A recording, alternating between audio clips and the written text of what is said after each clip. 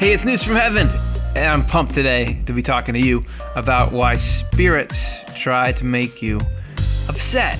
And when we're talking about why spirits try to make you upset, what we're really talking about is, why does your mind try to make you upset? I constantly am drawn this little diagram of us, right? Here we are, and here is just all the force that comes against us mentally and emotionally on a daily basis. And whatever your poison is, you know it's there. Well, so some people are absolutely bombarded by feelings of like self-worthlessness, and I'm nothing, and I'm nobody, and nobody cares. Others, it's anxiety constantly that something might have gone wrong, and being caught up in the cares of, oh, I'm defending something tangible or intangible. Other people can't stop things like rage or jealousy or enmity, or things that just that they even know, I don't want to be part of this. There's just all this flack coming in all the time, and what it does is it effectively keeps us,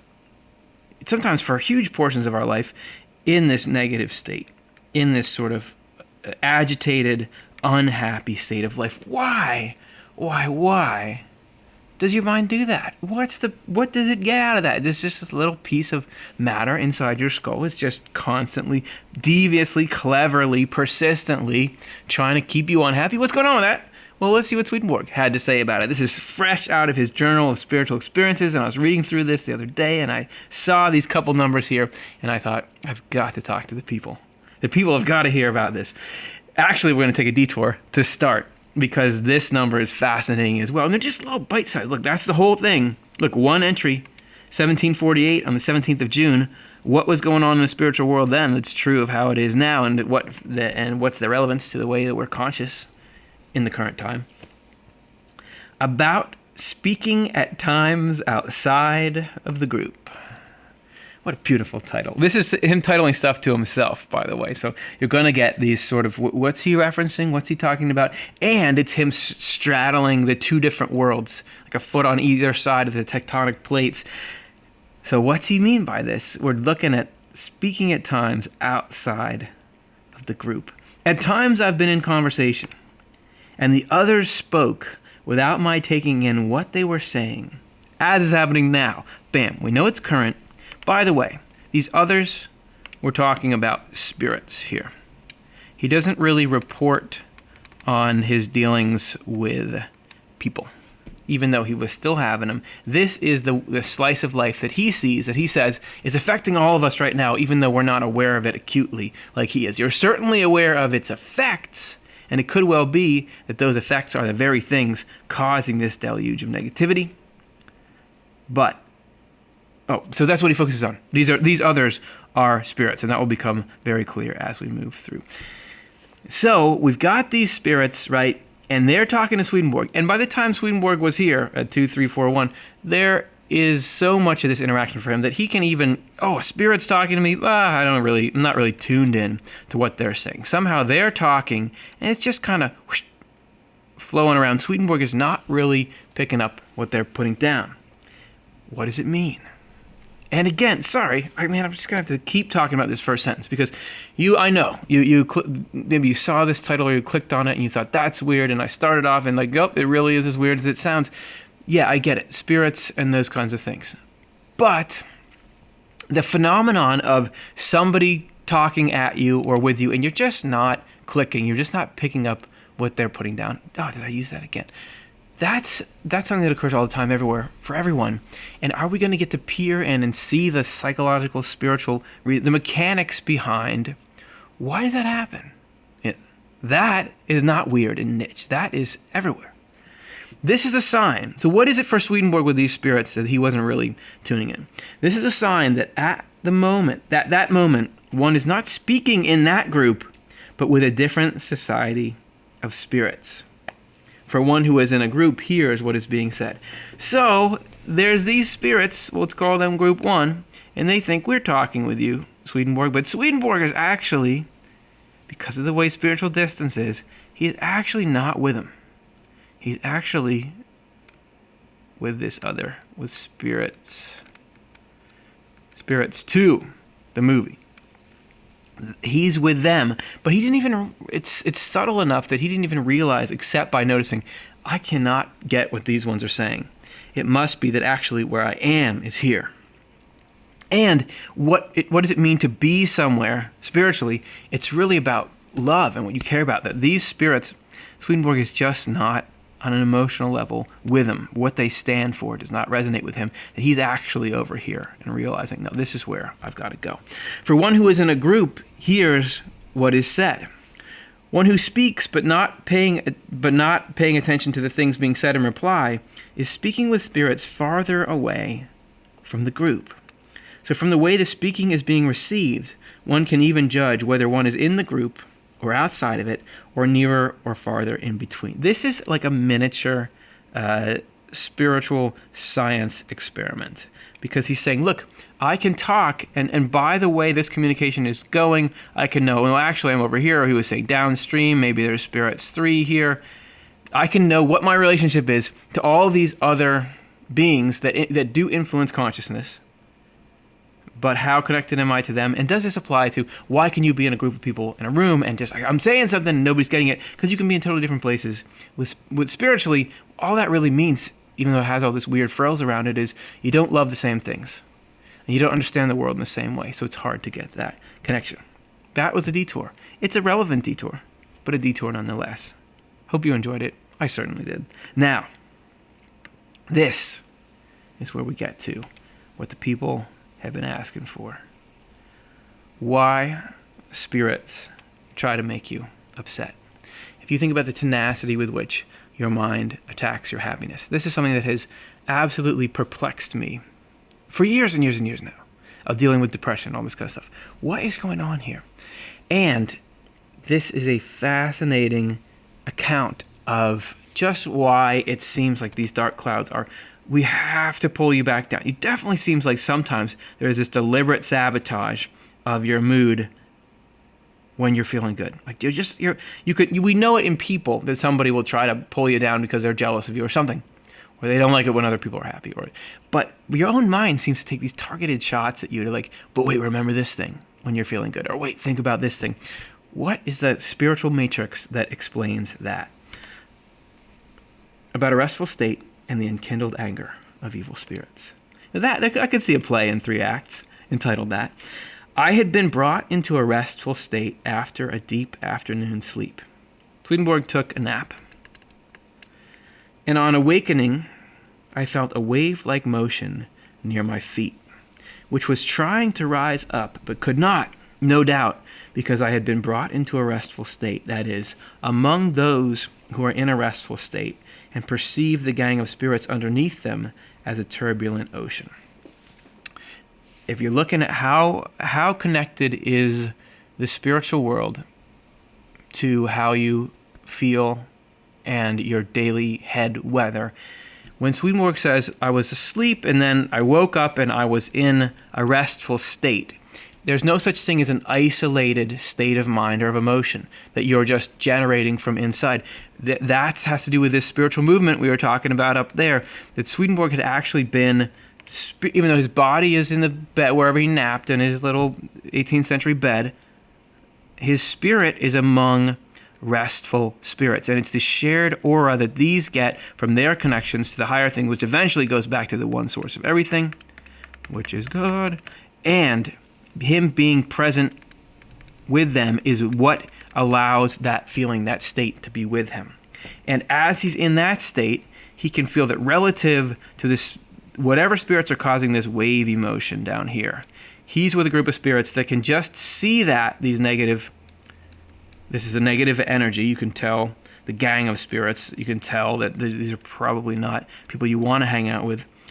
These spirits see all that negative stuff, and I'm going to assert that the gang of spirits is the same stuff that's causing all this. Swedenborg has risen here up into this other world that sees it all below. You think about the perspective when you get up into an airplane or on a balcony and you can see the layout of things. Or on a Ferris wheel. Recently I was in a Ferris wheel, I could see this whole little island, and it was like, oh, you get what everything is from up here. You could see all this stuff. It's just like some raging water below. It's not real. I once had this very potent dream when I was totally overcome by anxiety and depression and fear and all this stuff in my day-to-day life.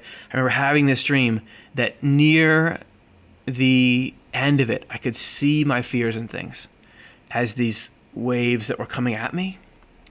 But I could tell, look, they're not reality. They're just an object that's occupying my field of vision, right? So they're something you could step out of. They're not the truth. They're just a thing in the way. They're not real. They're not what they say they are, which they present as, I'm just the truth. But because I fill the whole reality around you, I am an emissary of the state of reality. But actually, they're just something that's trying to obscure your vision of the actual truth, just like these little swirlies are getting in the way of seeing what's really this big old sun that's up here. So, these spirits here that give Swedenborg that state of rest, they look down and see all these spirits with their troublesome stuff. It's just commotion. It's not reality. So Swedenborg's up there. It's great. It's over, right? I was kept in that state for almost a whole hour, and I'm still being kept in it. Or he's like sketching this out as it's happening. And I felt at the time as if the spirits around me were in a tumultuous rage. So that we're talking about these spirits here. We got a tumultuous rage going on, attempting to shake me out of that state, making every effort, as they even declare. They're saying, listen, we are going to get you out of there. We don't want you, Swedenborg, happy in a restful state of mind. Terrible, terrible behavior. And has it ever felt like your mind is saying to you when you do get some peace, no, this cannot happen. We do not want you happy and peaceful. Why? What's going on? What's in it for them? They're talking to Swedenborg about this tumultuous rage. They tell him up front, look, we're trying to do this to you. So they tried out various, and look, there's device here, there's deviousness. So they tried out various tests to upset me. They tried out various, like, will this set him off? Will this get him upset? Will this get him nervous? To enter into my will and stir up thoughts to disquiet me. Have you ever had thoughts coming at you that seem to be targeted to getting you upset? So maybe there's your greatest hits from the past that disturb you or project some kind of frightening image of what the future will be. There's something that they've got a framework, a narrative built around your life that as soon as you remember that, you're fearful. So they're getting into Swedenborg and saying, wait, he's really peaceful right now. Remember this thing? No, that didn't work. What about the time when, or what about this concept when, or what if this, whatever it is, they're trying to get Swedenborg out of his happy state. Then, with the least provocation over something that was of no consequence, they would want and try to stir up the greatest trouble. All this I was also made aware of. So Swedenborg can even see that they are trying really hard to do this to him. And we are going to get a little insight into why would those spirits be doing that to Swedenborg. Why are they so adamant about it? Let alone, okay, it's Swedenborg, maybe they don't want him to write these books or something. What is driving them so hard to get him out of this state? Why don't they just keep going? They are where they want to be. What's the attraction? Then I heard the spirits talking, saying they were in great unrest. They were in great unrest, and especially so for the reason that they had been unable to bring me down into their own intensely restless state. So this state that we get led into or forced into of restlessness, unhappiness, negative passion and impulse, whatever it is, these spirits are operating in that space. And when they don't get you to get into it, they are intensely unhappy. They are somehow needing you to complete a circuit or feeding off you or whatever it is. They're trying to bring you to that level. And once you're at that level, they can rest. But if you're out there and happy and relaxed, it's disrupting their way of life. This kindled their anger. And the moment they were allowed any power to disturb me for a little while, they said their anger and turbulent state of mind was abated. So he just can't stand happiness. This is something Swedenborg says of evil and falsity. And when you devote your life to it, and it becomes even more pronounced and clear in the spiritual level, when it's pretty obvious what's good and what's evil, and when you choose evil and love it, you can't stand it when people choose love and choose goodness and choose fairness and choose what is right and choose universal love rather than love of yourself and your own little group. It actually, Swedenborg has a lot of stories about groups of spirits that fly into like a burning rage, he says, when they see somebody who's good, somebody who is leading the opposite life as them. And only when they're able to knock Swedenborg down can they rest. And we always try to dive into the psychology of like, okay, somebody's bullying somebody. Is it to try to make them feel better about themselves? It certainly seems like these spiritual bullies are doing the same thing, but just like there's something about the system is that they have to have whoever they're attached to or around upset for them to get rest. So they're so tenacious because it's not just like Swedenborg can be up here and peaceful. They have invested in Swedenborg's misery. It's like stocks. Some people will buy stocks and other people will short stocks. I don't know how it all works, but if you short stocks, if the company does bad, you get money. If you buy stocks or whatever, the opposite of shorting is the company does well, you get money. Neither of them can just be like, oh, it went the other way, it's fine. Your fortune is tied up in this. So these spirits have their spiritual stock in Swedenborg's unhappiness. So they have to continue to persist in trying to get that. Man, this also shows that those who are in a restful state, that is, whom the Lord holds and keeps in a restful state, is the only way it can really happen. Your own tenacity can't do it.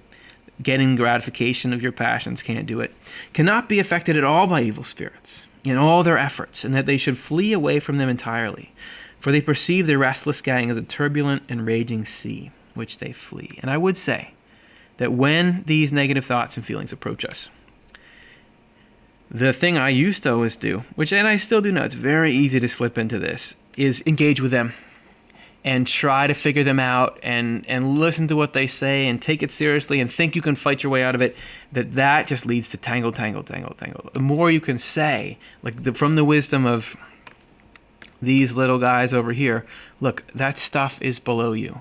And you're not going to win. There's times when you're figuring that stuff out, but overall, you're not going to win diving into that water. You're going to win climbing up onto the land and keeping it at arm's length, even when it feels like it's raging, to be able to say, look, this isn't mine. This isn't from me. That's the way we do untangle all this stuff. At least by instead of having it up and above and around us, acknowledging on some level, okay, it's just the raging sea below us, but know that the head is kept above water by divine gravity. Where do we go? Oh, all the way down here? We're doing awesome. But the restful state is a state not of passions. Okay, what is this restful state? Not of passions. A state of passions such as humanity takes pleasure in is the restful state of evil spirits and is turned into a turbulent state, like that of a dreadful sea in the other life. What are we talking about? Well, the negative spirits, like the passions of that would be like the drive to be the best, the drive to dominate. And this just for the sense of self. It's love of self and love of the world. So I want to be the most powerful, the greatest, the most worshipped person, or I want to get what I want and take things from others. Everything that's a derivative of that, everything negative or hellish or egoic or whatever, those are the passions that pull you into this restless state. And it's this cycle. It really is like waves, that if things go well in that state, this is great. Oh, no, I lost this thing, or I didn't get the phrase or something. And you are continually upset. Swedenborg describes love of self, saying, what is more easily upset than that? As soon as even you do well, and now I'm so great, but somebody didn't say I'm as great as I am, now I'm back down, and now I'm way up here, but now I've got to go even higher to get higher. It's not anything that can ever get you to that restful state, but the evil spirits want to pull you in and say, look, just be like us, just do this like us, this is how it goes. But there is a way out, and part of that way out is to just say, look, it's just the sea, It's just the sea. Why would I want to jump into the sea when it's turbulent and it's raging? There's a better way. And the way, part of it is to understand what's going on in the spiritual world and just how this stuff is not simply a reflection. I'll see if I can get it all out of there. Okay. The negative stuff that comes in and bothers us is not simply a reflection of the way reality is. There can be things that resemble reality in there. There can be ties. I'm not saying you would never pay attention to negative thoughts and feelings, but this chronic, disruptive, continually trying to pull you down into misery stuff is most likely, according to Swedenborg, this is hell trying to get you to be hell with them. It's that stuff that says, hey, don't go. We are very invested in you being miserable. But there is this whole state above it that looks down on that and has rest and has joy and has everything that we're looking for. And we can find ways to climb out of that. But it's only the Lord. Only the Lord can hold you in that. So this is part of why we approach spirituality or religion or whatever, because it can get us out of that sea, or God can, given the right conditions. And I think part of the conditions for me has been, you got to have ideas like this in your mind, because unless you can depersonalize these feelings and thoughts and just be able to scrutinize them as if how you would scrutinize an external source saying this stuff about you, that's the only way you can at least hold stuff at arm's length and say, is this really true? Is this real? And often that dissipates stuff better than anything else I've thrown at it. So I got excited about this one. Wanted to share it with you. That's the news from heaven. How'd you like it? Let me know in the comments. Does this concept help you? What does it do for you? How do you use it? Like and subscribe. And we'll see you next time. Hopefully you have a great couple of days where you're just looking down on that stormy sea. Even when it rises up, you know it for what it is. And we're looking much more up into the restful state.